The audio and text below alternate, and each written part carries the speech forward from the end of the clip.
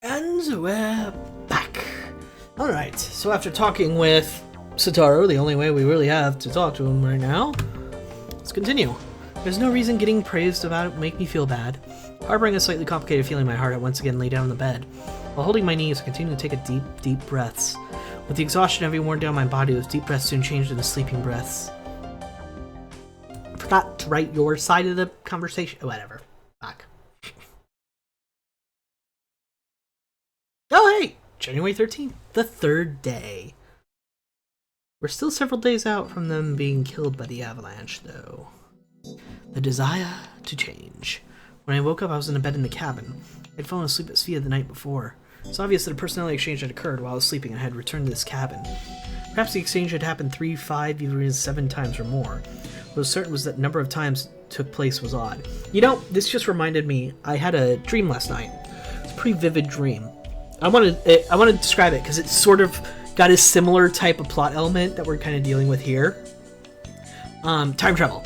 So I was younger than I am now, and I had a friend with me, and she and I were doing something, and we were living on this space station with a bunch of other people, like it was a colonized space station.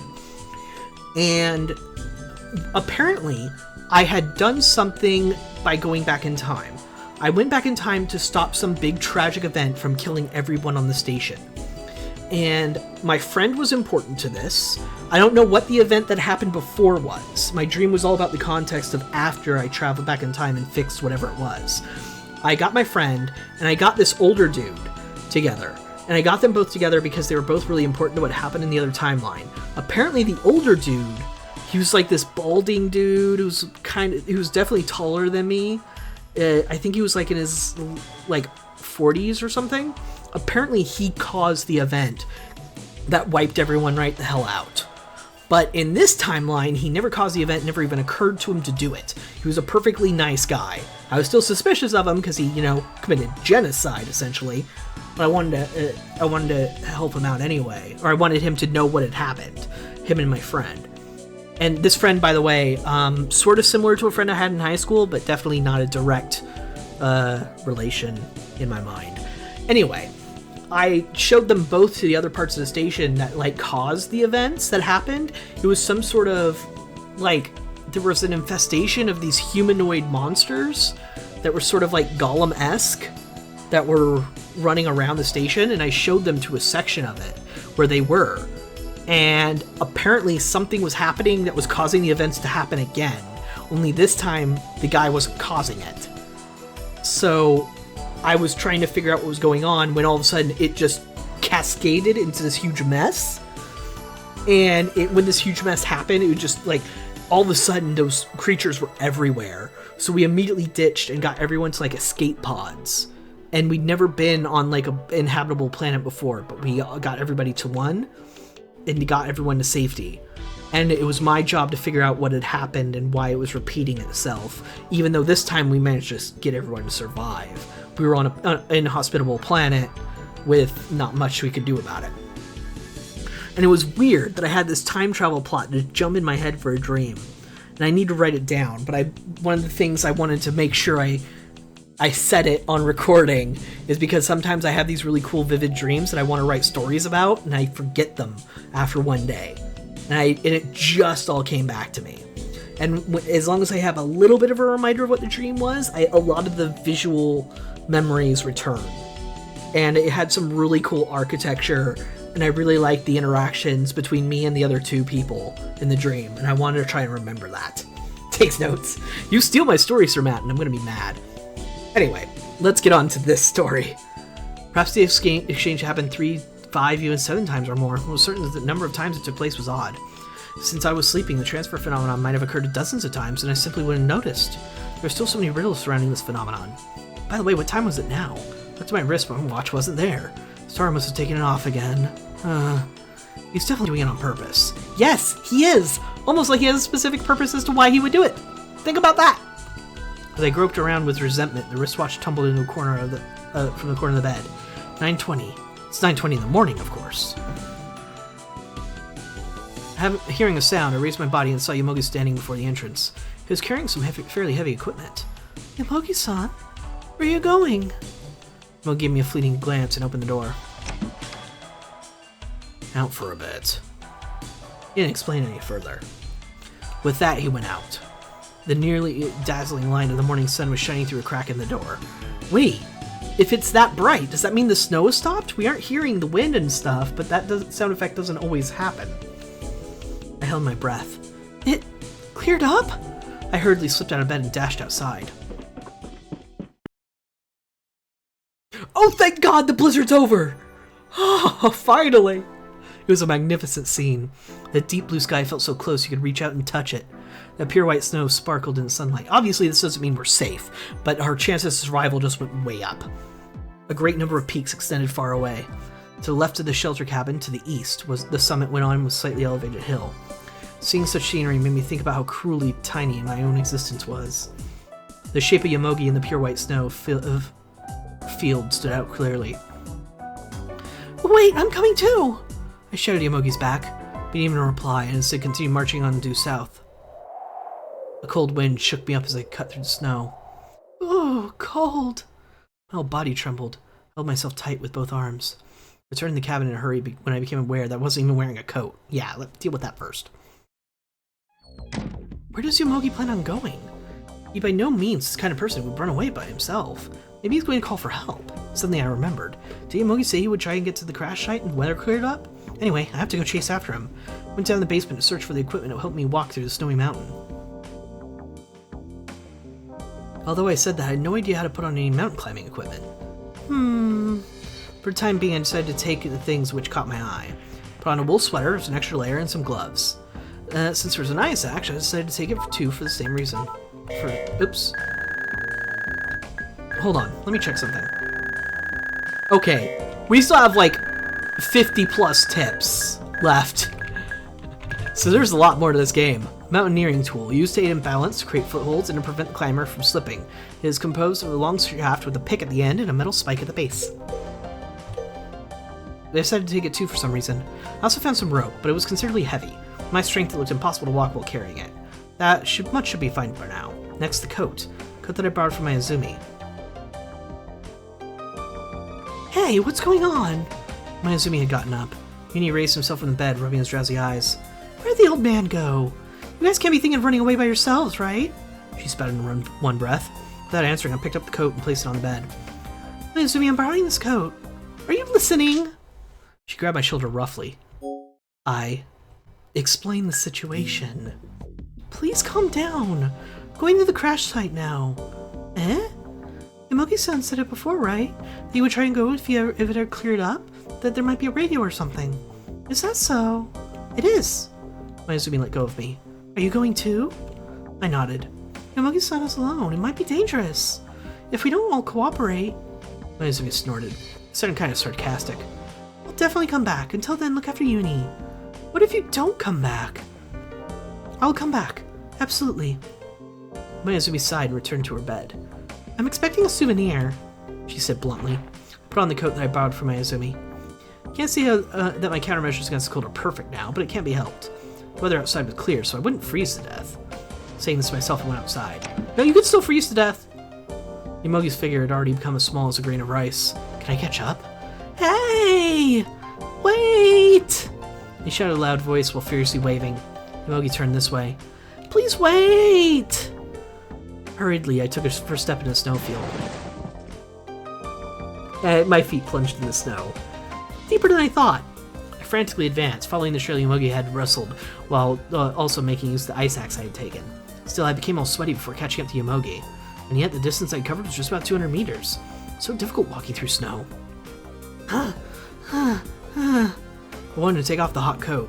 I wanted to drop into the snow and feel its coldness on my face. Yomogi was waiting silently. I somehow caught my breath. You're going, right? To the crash site. I'll go with you. However, Yomogi's face was calmer than ever. He shook his head a bit. Go back to the cabin. Huh? I said go back. Why do you say that? Because it's dangerous. But it's so clear today. Yomogi's look was unmovable. A sharp scowl was directed at me. Mountain weather changes easily. It's common knowledge. You know, don't you? Besides, Mogi paused and averted his eyes. No, it's nothing. But you'll just get in the way. Go back right now. Mogi's tone was stern, and with that he started to walk. With a strong pace, he pushed his way through the snow. I hesitated over what to do. What Yomogi said was certainly correct. A young girl like me who doesn't know about traversing snow mountains were to follow him, she'd probably just be a hindrance. It would be too dangerous. So was going alone. Anyhow, as I returned to the cabin, I could think about negative things. I'm not the greatest thinker. I've done nothing but think these past 2 days. Seems like my carefree mind was gone a little funny. I feel at ease again if I move at least a little. I go back. As I thought, it might be better to do as Yomogi said, because he's an expert and I'm merely an amateur. I should obey Yomogi, who knows about how terrifying a mountain can be. I dejectedly began to go back the way I came. Miyazumi's angry voice greeted me upon the return to the cabin. Why'd you come back? Could be heard from the other side of the closed door. The door had been shut and locked. But just go already. No, please let me in. No way. You let him go all alone? If you've already decided to do something, see it through the end. What a conceited thing to say. But it is a second opinion. Understood. I guess I'll go then. Good luck. Her expression of encouragement was half-hearted. I was a little sullen, but I followed Yomogi once more. Seriously! No! This is a bad idea! And she's an idiot! Don't listen to what Mayazumi has to say! Oops.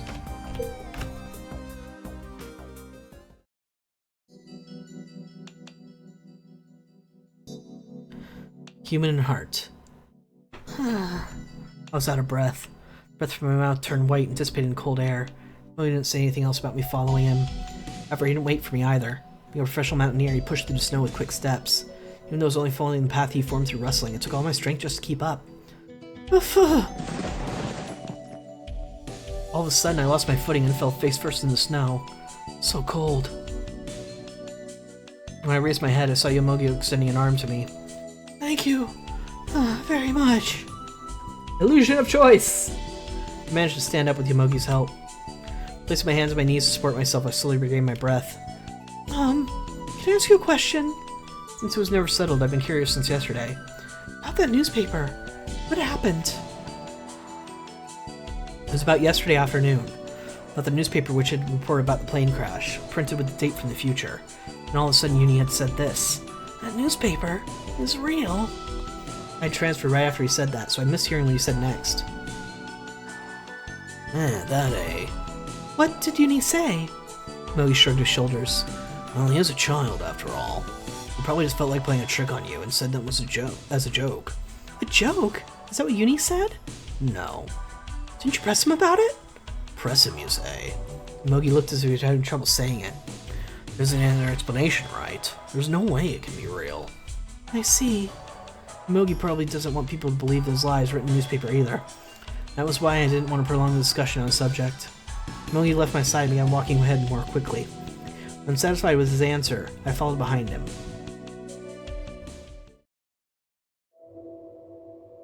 Ugh.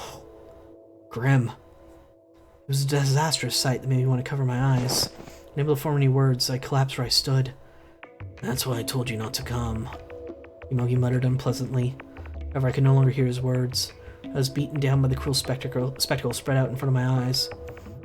The airplane had lost its original form and lay broken in pieces. And in the area were several black lumps of half buried in the snow. Dead bodies. A number of carbonized corpses were lying around. Their arms were stretched out as if reaching for something. There were some that had lost all semblance of human form, twisted in strange shapes. There were those completely severed from the rest of the body, at the chest or waist. There were those who looked like marionettes frozen stiff. It was but a mere illusion that silvery landscape was beautiful. At the very least, there's nothing beautiful about the place I was in now. The carpet of white smothering the lamplight of life. The scene spread out before us is a world of death, a world of nothingness. Only a heartless silence exists here. Maybe I'll turn to charcoal as well and be laid across this world of death. The fear I had felt from the accident came back to me once again. Then I felt it. An image I hadn't seen until now. The image of death.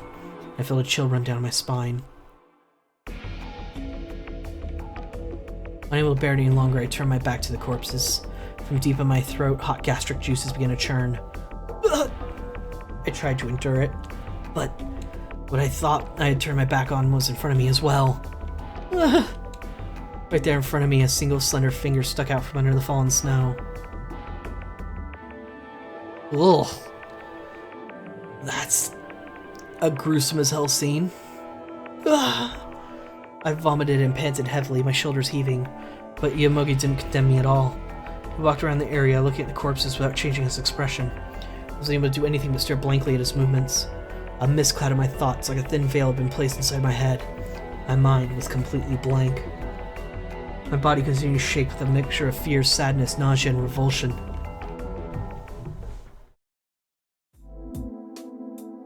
At the end of searching, Yamogi was able to find a satellite phone and wireless radio in the wreckage. As I thought, the wireless radio was broken. Yamogi reported each of his findings to confirm I was still conscious. Satellite phone. Looks like it still could be used. Looks like the newspaper's right after all. There's nothing I can say.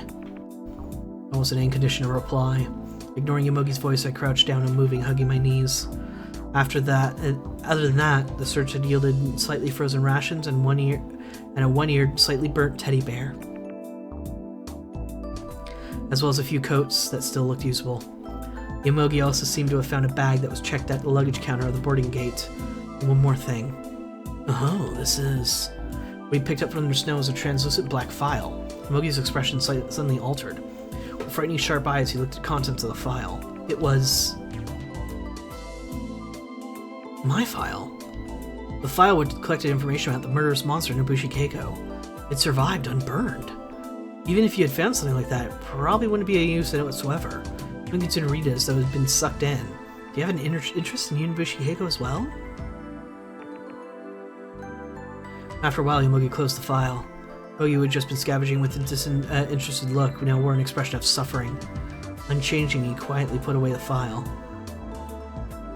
I guess we should be returning soon, he said, walking over to where I was. We've gathered all we can. That should be enough. Even when we gathered a few things, it was hardly enough to rejoice over. Hey. What is it?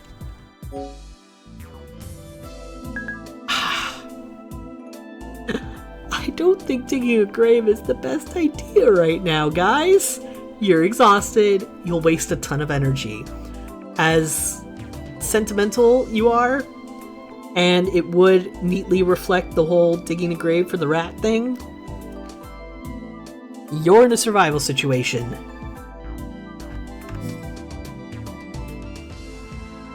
Yamogi shrugged his shoulders and stayed silent. Shouldering his backpack, he stood next to me, who was staring vacantly at the site. 27 people died here. Do you understand the meaning behind that? I buried my face in my knees. If I didn't, I'd scream. I used to have a son, but now I'm childless. I felt the loneliness and sorrow in Yamogi's voice. I can't stop thinking about it. Just what is the point of the entire incident? Is there a meaning to human life? There must be some sort of meaning to death as well. That's what I'd like to think. If life didn't have any meaning. With that, Yamogi closed his mouth. Some of his teeth gritting reached my ears. Yamogi-san? I looked up at Yamogi, but he had already turned his back to me. Let's go. There's nothing left here. Spitting those words out, he began to walk off. Nothing left. Only death. Only that. The deaths of the 27 people I had gotten on the plane weighed heavily on me. Why had I survived? I'm sorry. I'm sorry. I understand why I was apologizing. It's called survivor's guilt. And even though I had held it back for so long, the moment I started apologizing in my heart, tears started to flow. I'm sorry. I'm so sorry.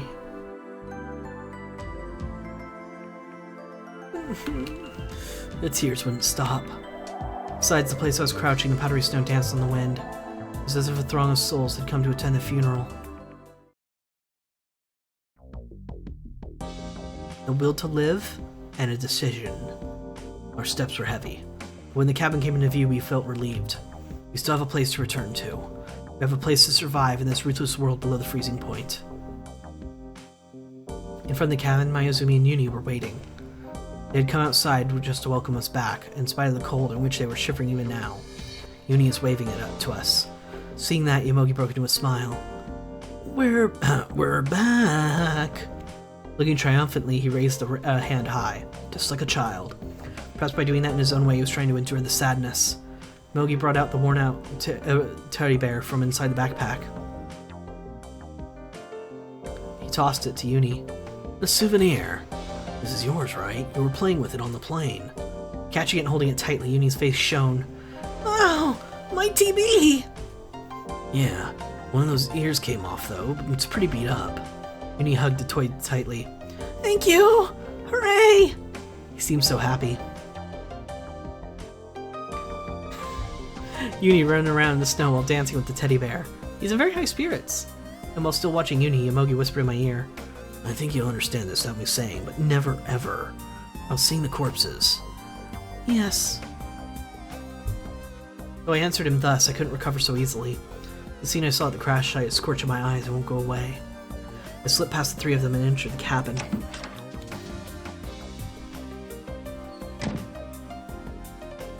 Well, for me? From outside the door, I could only hear the voices. Here. What's this? A toilet seat cover. Indispensable, especially for a woman, right? Oh, that hurts. I said I hate dirty jokes. I was just kidding. Don't get so worked up. Come on. I brought you some coats. Made sure to select a woman's coats. This? This coat same as my own? Wow, what a coincidence. You're loyal to your brands, eh? Shut up. Did you get food supplies? Not for you. Why? Because you hit me. Because you were annoying me with stupid jokes. See, it's Mr. Bear. Let me see that. What are you doing? Give it back. I lay down on top bunk bed. I can't laugh innocently like them. Right. I suddenly remembered. I'll try listening to VR. Maybe it contains a new message from Satoru. There wasn't any newly recorded messages. I closed my eyes. I didn't want to think about anything. Reality of the death of 27 people. Reality that I survived.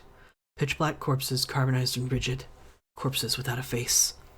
Torsos sunk into their seats. Abdomens torn apart. Feet hanging from branches. Their tragic shapes, stripped of human dignity, strewn around, run through my mind. And suddenly their faces changed into my own. To get rid of that image, I held my head and shook it. Perhaps I too had become like that. Tomorrow I might end up the same way. Yomogi behaved as cheerfully as possible. It was his utmost effort to not give up hope. He's pretty strong, I'd say. But I tremble at the fear of death. Even more so than we thought. We're standing at the very edge of the abyss of death. I don't want to die. I want to live. I didn't know how long this weather would hold out. Really hope help comes before it gets bad again. Quickly, help us. Hello? I am TB, the teddy bear. Before I realized that Uni and the teddy bear were peeking out from under the top bunk. The round eyes of the teddy bear were looking at me. Favored me with a quick bow. Hi! Isn't it cute? Uni smiled sweetly. My chest tightened. Kagome. Who's that behind you? Hey, why do you look so sad, Kokoro? Do you feel sick? I hugged Uni, who was looking at me worriedly tight. It's alright. Alright. Kokoro? We'll definitely go home together. We have to live.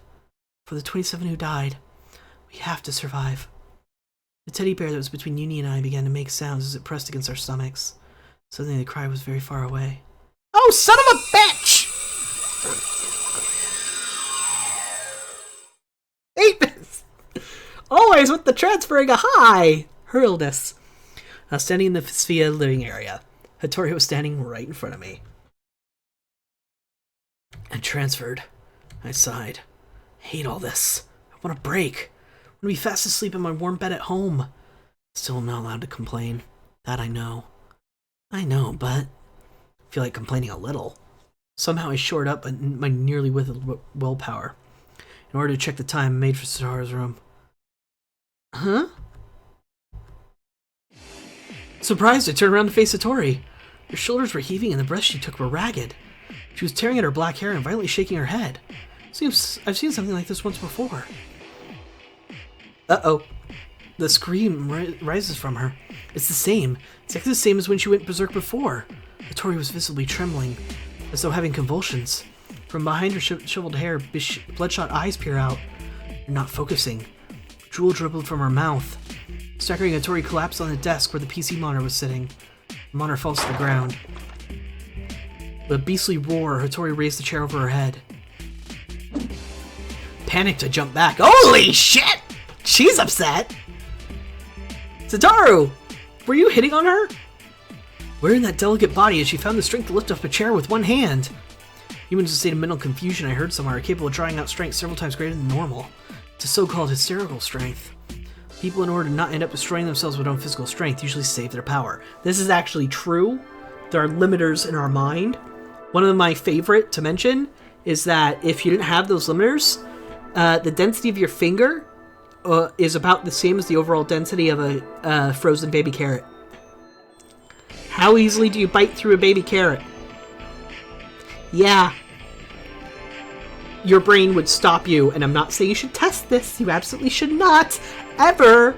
But your brain would stop you if you tried to bite through your finger without a great deal of willpower. So yeah, hysterical strength is a thing. Not sure if it's still referred to as hysterical strength. Hysteria as a word has a lot of history and a lot of weight to it that I don't like. But yeah. Your body has limitations on how much of your muscles you can use. Your mind, really, has limitations on how much of your muscle power you can use and what you can do to your body. That's why self-harming is such a huge red flag as a psychological issue, or a symptom of a psychological issue, because it should not be easy to hurt yourself. It would take a great deal of willpower to specifically do it. But in the case of psychological upset, cut free from the machines of reason, enters a state close to acting on sheer instinct alone. With the limiter called reason is released, one has the potential to draw out normally unthinkable superhuman strength. Reason isn't actually the limiter. It's different than that. It's more instinctual. No, stop, that's your finger. Stop that, no. Basically, that's what your brain does. And it says, I will stop you. I bit my lip. At any rate, this can't be good. What's wrong? Utsumi came out of the room. Her eyes widened, seeing Hattori in an alarming state. Stay away! It's dangerous! After stopping Utsumi, I carefully closed the distance between me and Hattori. And then Hattori abruptly threw the chair. If that hits me, I'm done for. You mean your injured hands?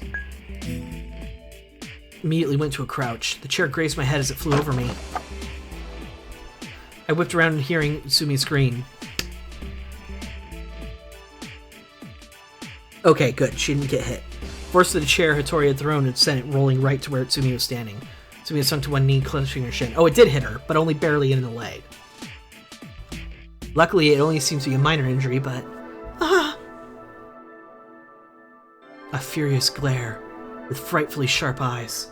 Utsumi glared at Hattori. Eh? Startled, I blinked my eyes.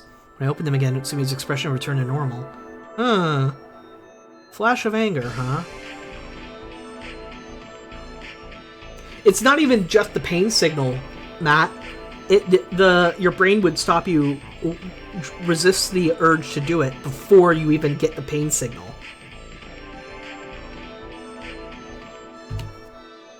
It's alright. Aside quickly, she... More than herself, it was Hattori she was worried about. I was puzzled. The serene impression of Utsumi's, which her unguarded eyes seemed to exude. What was that? Was it just my mistake? Or... Hearing that maddened groaning, I returned to my senses. Hattori cried out, grinding her teeth. Burying her head in her hand, she looked toward the ceiling. No, her eyes were reflecting nothing. I hurried. In this state, there's a risk that Hattori will bite through her tongue. I didn't have any time to waste. Gotta calm her down somehow. Readying myself, I jumped at Hattori. I set my left arm to pin her down. My body didn't move the way I intended to. I have almost no feeling in my left arm. Huh, I'm glad I learned stuff around here. Well, keep in mind, this isn't 100% all the way through accurate as well. In fact, just imagining biting my own finger, actually I have a little bit of pain now in between two of my knuckles. Like right on the top of my finger. The mind is a very odd thing, and it's very interesting to keep getting more and more information about it as I take classes. I just wish I could get my bachelor's degree in psychology, because little stuff like that always interests me. Before I realized that Hattori had landed a punch in my face. Almost staggering, I somehow stood firm and put up with it. It didn't hurt that much. Psyching up, I measured my distance from Hattori. Calm down! Then Hattori incoherently swung both of her hands. She throws punches in every direction. But unfaltering, I seized Hattori's wrists. Keep in mind, I'm not acting out her noises, because I don't think I can do it, and it would take away from the experience. She seems so frail. No, that's not it. Because this is Satoru's body, I'm much stronger. However, no matter how strong I am, holding down a girl gone berserk isn't easy. Moreover, I only have the use of my right hand. If I don't do this right, I'll hurt not only myself, but Hattori as well. Resolutely, I held on to Hattori's slender body tightly. Oh, psychology is super interesting. And I love it even more since I also have a sociology degree, and I consider the two really, really similar fields. And the way they interact with each other is super important to me. So I even have that as another context. I felt her violently shaking through my own body as well. It's alright! It'll be alright! Even so, Hattori struggled with her entire body, randomly striking my shoulders and head. Hattori's body was small. I wonder if I feel that way because I'm in Satoru's body. Hattori was very fragile, almost like she would break if I used any more strength. Because it's Satoru's body, adjusting that level that I used is difficult. Being careful not to hurt her, I held fast to her. I wonder how long this has gone on for. Soon the screams began to die down and her breathing quiets as well. Drained of strength in my arms, Hattori calmed down. Supporting the unconscious Hattori, I take her to her room. What's that? What are those clothes hanging? Oh, that's the coat she used when she walked outside. Utsumi and Uni helped me as well. Good job, Yukino-kun. Oh, were you Furukawa-san? Yeah. I see, in any case, thank you. Utsumi turned to me with a kind smile. It was a bit embarrassing, but this is not time to be relieved. I've witnessed Hattori's fits twice, despite my limited time in his body. Perhaps her spasms are occurring more frequently. Hattori equals Inabushi diagnosed with DID. If her mental condition becomes unstable, it wouldn't be strange for her to change personalities. And if Inabushi wakes up, thinking that a cold chill ran down my spine. Up my spine, actually. Ah, Hattori-chan, are you conscious? Blinking in surprise, she looked up at us. Are you alright, Hattori-chan? See, I don't think she has DID. I think she's doing the body swap thing. That's what I've been saying since the beginning. If it's happening to one character, that's absolutely not unreasonable to think it's happening to others. Especially when they haven't given you a reason why it's happening in the first place. And if you're stuck in a body that can't speak. No, that would be weird though. They think that it's purely psychological why she can't speak, not physical. So if another body entered this one, unless both people that are swapping psychologically can't speak. Are you alright, Hattori-chan? I dared to call her name, to confirm she is Hattori. She responded to my call with a slight nod. What a relief! She's Hattori. She pulled the sheets tight around herself and began to tremble again. More spasms? Still tense, Hattori shook her head at us.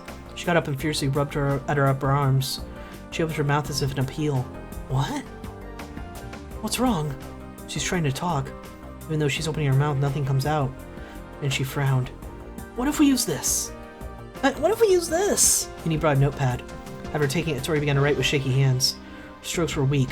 Maybe there was no strength in her hand. On the note she handed him back, only one word was written. Cold. Are you cold? But your room was doing its job. Even though it should be moderately warm. But Hattori certainly seemed to feel cold. Her lips were ghastly blue, her teeth chattering against each other.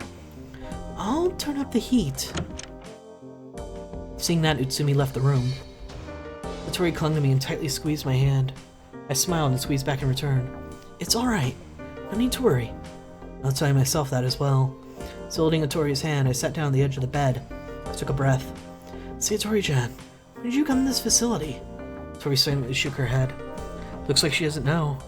If she's the alternate personality of Inabushi Keiko, I guess there's no helping it. Never met the Inabushi Keiko personality. Even though I've already been experiencing the transfer phenomenon for 3 days now. Seems Inabushi has never awakened during that time. Does Inabushi Keiko really have the ID? That file. Not being able to talk for whatever reason with stink butts. Yeah, it's a major form of communication. One of the things we used to do, and I'm sure I've told this story before, in high school, when I was in the Health Tech Academy, which is a health vocational program, so that when you go to college, you're more set up for a health type of profession or degree. Every once in a while, we would do this workshop where they would get all the Health Tech Academy students together during one of the normal periods and during one of our Health Tech Academy class periods, and would say, okay, here's a bunch of a bunch of stations, and you'd go to each station and it would be like, here's a simulation of what it's like living with one of these disabilities. Like, one was dyslexia. So you would have to do a work paper, but you could only look at it through a mirror that was above it. So everything would be backwards and on the wrong side. And you could only look through that mirror while doing the worksheet. And another one was just they would blindfold you, and as a group, they would take you through the campus, and it was empty because it was during normal class time. And they would see if you could navigate enough around the thing they set up. They set up some cones. They were like, okay, navigate all the way around those cones and back, and see if you traveled nearly as fast as if you could see.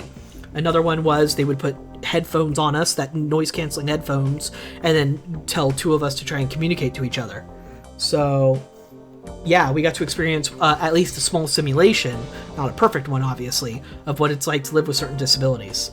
And we had people with disabilities that would come and talk. Like, one of the guys that always came to talk was this really cool old dude who apparently used to set world speed records. And actually, during one of his world speed record attempts, the vehicle he was in, the top came off, so he didn't have a cockpit anymore, basically, and his arm snapped back, and the force of it made him lose both of his hands. So he had these really cool prosthetic hands, and he'd been going through prosthetic hands through his entire life. By the time he got to us, they had these really, really cool ones that would fit over part of his wrist and arm, and it would sense. It had little sensors inside that could tell when he moved certain muscles that were the same muscles as if moving his hand. So he could make it grip, and he could let it loose, and he could turn it like a normal wrist would turn. Actually, better than a normal wrist, because he could turn his 360 degrees. So those were really cool prosthetics, and he loved talking about those and what it was like living with those, and the emotional impact of losing your arms, your hands, and what it meant for him in his daily life, and how much cheaper prosthetics, that were functional, but still, it's nothing like having your own hands, and how it would affect him. So yeah, I've got a lot of experience putting my feet in their shoes, kind of thing. Walking a mile in their shoes is what I was trying to say. But I mean, still, it's nowhere near what an actual disabled person experiences. I've only gotten a small taste in imperfect stuff. The file Yomogi found on the crash site, I need to reread it one more time. What kind of girl is Suzukage Hattori personality? Might be recorded somewhere. I've got to confirm it. Instinctively, I gave a worn-out sigh. I've been sighing a lot recently, so that's why we apparently have the file in the shelter.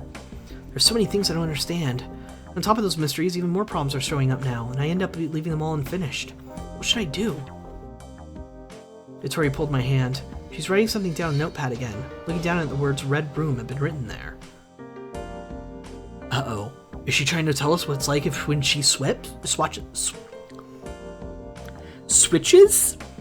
I was trying to say switches and swaps. I think. Weird. Red room? What do you mean? Hattori continued writing. Though it was only short words and phrases, what I saw was quite frightening. Red light, seamed, warm, room. Hattori, your handwriting is terrible. Don't say things like Hattori, your handwriting is terrible. Don't say things like that. Why are you mad? I'm not mad. After saying those curt words, I turned back to Hattori's note and read it over again. The fragmentary state of the writing is probably due to how much Hattori is shaking. She can't even write straight. Kinda gives you a creepy feeling after reading it, too. You saw a red room. Where was it, in Sphia? Hattori weakly shook her head. Looks like she doesn't know. At least it appears it's not in Sphia. As far as I know, the facility doesn't have any red rooms. Hattori eagerly wrote a continuation of the note. Cold, dark, locked up, all alone. That's 2 different rooms. There's the red room that's hot, and the dark, cold, locked up room.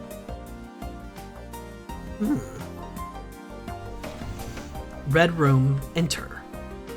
There, Hattori hung her head, all worn out. Head fell to the floor. Don't strain yourself. I laid Hattori down on the bed. She docilely complied. The words Hattori wrote somehow rang a bell. The red room, is it scenery from inside Hattori's heart? Could it be something she felt she saw within her mind? It said when people with DID switch personalities, the person who is neglected felt like it was left alone in a dark room. Really? I don't know about that. That feeling isn't the sense of cold, dark, locked up alone. Isn't it the sense of cold, dark, locked up alone, like Hattori said? And when the switch occurs, the surfacing personality moves from the darkness to a bright room. In practice, it's not a bright room, but a usually inexpressible sensation now somewhere in her mind. That room, in other words, seems to be part of the symbolic scenery related to the physical world. According to these patients, it's not a bright room, but is represented with another figurative expression, spotlight. If we consider that to Hattori, that's the red room. It's a typical DID case. I don't know if any of that is true. For the sake of the game, we'll just say it is, because apparently that's important. Wait. Red. Every once in a while when we do the swap and we have that existential crisis, it's with a red background. But Tori can't understand that she has AID, so she's confused. I'm sure she has very painful thoughts, even more than I do. I want to somehow ease her pain, but with my strength I can do nothing more than keep holding her hand like this. It's alright. Just one more time I murmured those same words. They were nothing more than mere consolation, but I couldn't help saying them. It's alright. Tori's hand strongly grips mine back. Then abruptly, the feeling of the hand vanishes in a single instant.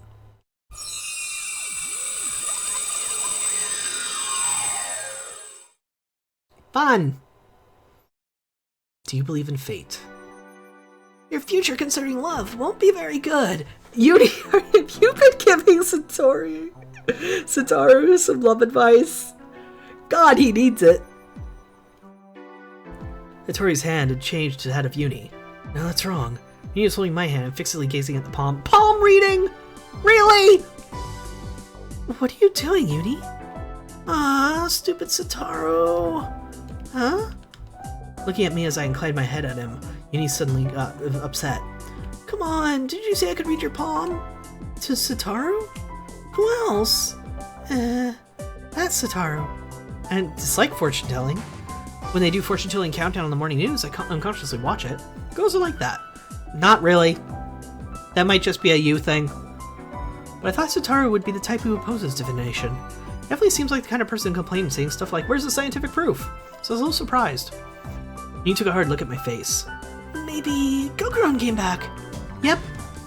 His eyes wide, and while carefully observing my expression, he said, I see. Oh, hey, can I continue the fortune-telling? It feels bad stopping midway. Oh, well. Oh, wait a moment. First, I had to confirm the time. As I thought, the wristwatch isn't here. And again, I removed the wristwatch from my right arm. Where's it this time? Check my pocket. Not there. Under my bunk bed? Not here. Turning my head around, I surveyed the place. Found it. The stuffed teddy bear on the chair. Watch was wrapped around the neck of the plush toy. What? Take it off and put it back on my wrist. Damn it! Next time I'll definitely tell him a thing or two. It was 2:28. Hey, Gokuron! Coming. Palm reading, right? Yeah, can I go on? No, just go on with reading mine. I thought that now wasn't the time for something easygoing, but I reflexively nodded at Uni's eager expression. Please go ahead. Okay. Uni scanned the palm of my hand. As I thought, Kokoron, your future concerning love won't be very good. Marriage may be far away. Really? Yep, if you look at the fate line, you'll be able to foretell marriage. How old will I be when I get married? Your early 40s? Are you kidding me? That was pretty hard to hear. Though it was fortune telling of an amateur, being told something about that, like this about yourself was quite a shock. Putting up his glasses, Uni continued. This year you may meet your predestined one. If you treasure the encounter, marriage will come earlier. Maybe? What was that? That maybe. It's not nice to make fun of an adult by saying such vague things. Uni's expression quickly turned meek. Kokoron, what do you think fortune telling is? Vague and unscientifically proven and usually done for the purpose of scamming people out of money? Just saying. I have a bleak view of fortune telling. What can I say? Somehow he almost seemed to launch into a sermon. What is this? What is it all of a sudden? Whatever, just answer. Well, it's an occultish thing. Something like invoking an oracle from the gods? Uni nodded in agreement. Well, it's sort of like that too. However, palmistry and astrology, among others, are also different.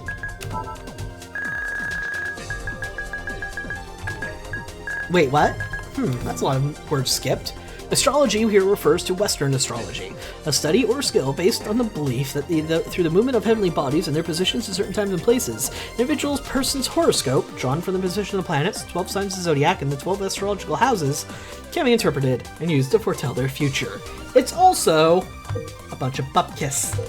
I've got friends who are into astrology. I just can't ever put any trust in it whatsoever.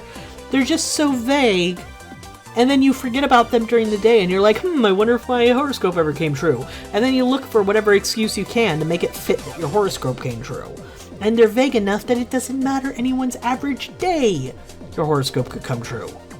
Or it becomes a self-fulfilling prophecy and you do remember what's supposed to happen during the day and you make it happen.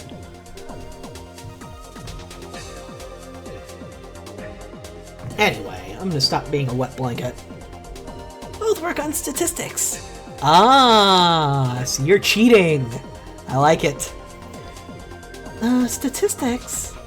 I'm not so great with scientific discussions. Just look at numbers lined up, I get cross-eyed. For example, in phrenology, people say with lots of wrinkles on their forehead, we become rich. Alright. Phrenology, a divination method.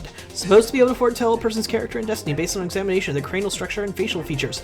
This is actually a proto-psychological concept. There's actually a branch of psychology that used this. Viewed as a serious school of scientific thought during the Victorian era, but has since been disproved and is now viewed as quack medical practice. Yep, that was pretty much exactly what I was going to say. Victorian era, it existed, people thought it was a real thing. Totally not. Totally bupkis. That's a conclusion drawn from finding that when examining rich people, we see many lots of wrinkles on their foreheads. Lombroso's anthropological criminology is somewhat similar. Now you're getting into areas I don't recognize. Lombroso, Italian anatomist. Believe that different types of crimes committed by each criminal corresponds to each specific physical traits. Actually, I do know about this.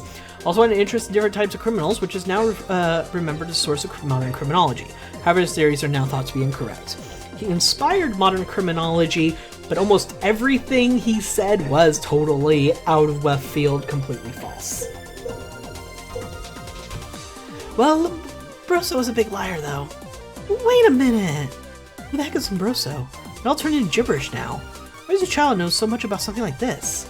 I pressed my hand on my temples. Somehow I could feel a headache coming on. What's wrong? Oh, I want to speak more Japanese. But I simply couldn't tell this to my child opponent. Nothing. Please continue. You're strange, Kokoron. So where was I? London Boots. Eh? It wasn't... Lombroso. Right! Danger, danger. Wiped away my cold sweat. Alright. Lombroso's a phony. Phrenology has proper credibility. No, it doesn't. The number of sampling is in a completely different league. Palmistry and astrology are the same. Great collections of data accumulate over thousands of years. No, it's not. It's false data most of the time. See? You understand why I said statistics? Now, here's why statistics does matter in fortune telling. If you have like the cliche fortune teller at, say, a circus or something, or just or something like that, the fortune teller will gaze into their crystal ball and say something mysterious. Then they'll go on to say specific information. I'm seeing someone you lost. The name starts with... No, they won't even say that. They'll just say, a letter occurs to me, the letter A, or something equally vague. And then they'll read the reactions of the person they're doing it in front of and be like, and when they see a reaction, they'll be like, yes, I see it. It's a name. And then they'll go on. The reason why they're able to pull this off as effectively as they are is statistics. If you go into a region, you can easily look up its data on your census. Census data is mostly public. So you can look up things like common names in an area. You can look up names for a certain age group, and if you're able to predict people's ages just by how they look, you can say, okay, I remember in this age group of this time in this region that you probably studied before you got there because you're a very good fortune teller. You can say, this is a very common name in this region. This is another very common name in the region. What letters do they have in common? The letter A, or someone, and so on and so forth. Very good fortune tellers are actually really good statisticians and know how to find data and remember it very easily. And then they're performers. Anyway, the reason why I know a bunch of this stuff is because for a while I wanted to learn how to do cold reads of people.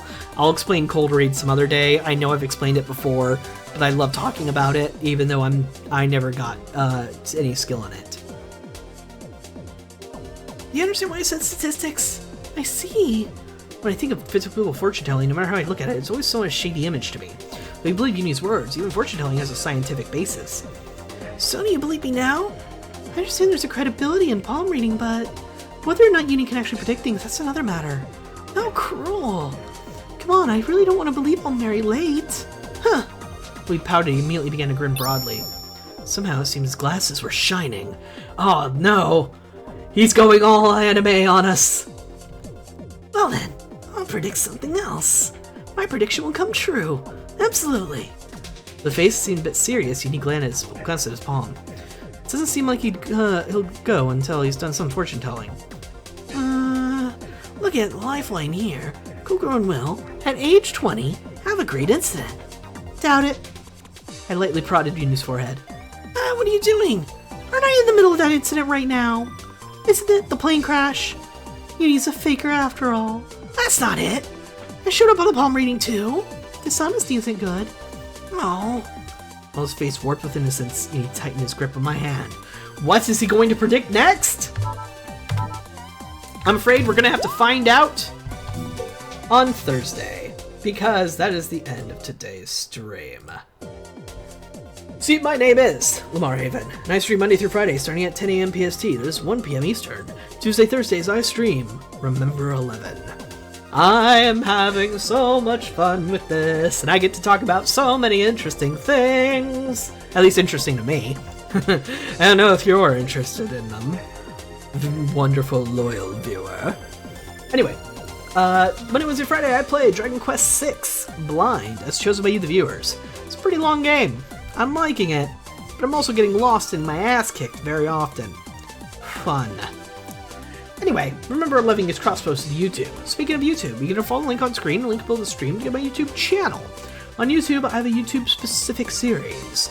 That is, Monday, Wednesday, Friday, Resident Evil 5. Join Chris Redfield and his partner Sheva as they try and find the source of BOWs in Africa. I discuss a lot of things in that playthrough, including how you unintentionally show racist things in video games, which there's a lot of. At least I'm hoping it's unintentional. And just things I know about game design in relation to social events. Social things. Anyway, that's it for me for today. So thank you very much for watching. I'll see you folks next time.